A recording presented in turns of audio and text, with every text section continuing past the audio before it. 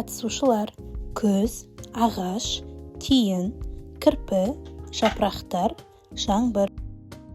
Декорация: күзгі орман. Сахнада сары, қызыл жапырақтармен безендірілген ағаштар, себеттерде күзгі өнімдер. Кіріспе: музыка ойнап тұрады. Күз сахнаға шығады. Сәлеметсіздер ме балалар? Мен Алтын күз, ормандағы сиқырлы әлемді көрсеткелі келдім. Жапырақтар түсіп, жел соғып, күзгі орманда кіммен кездесемін? Екінші сахна: жапырақтардың келуі.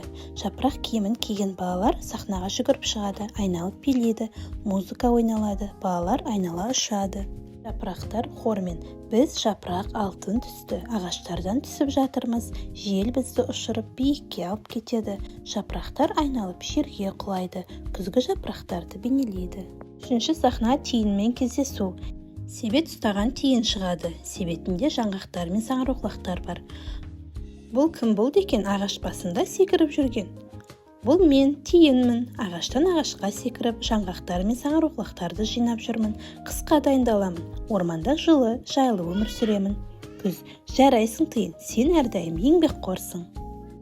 Төртінші сахна: кірпімен кездесу. Арқасында алма бар, кірпі сахнаға шығады.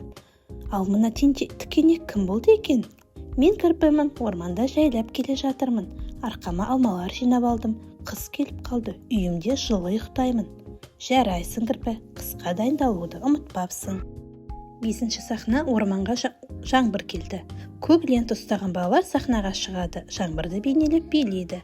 Тарс-тұрс там, мен жаңбыр тамшысымын, күзгі орманды суарып келемін, суықтан қорықпаңдар, орман қайтадан жарқырайды.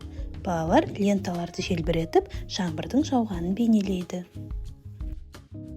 Қорытынды: күз: міне күзгі орман қандай керемет, барлығы қысқа дайындалып жатыр, жаңбыр жауды, жапырақтар түсті, тиін мен кірпі азықтарын жинады.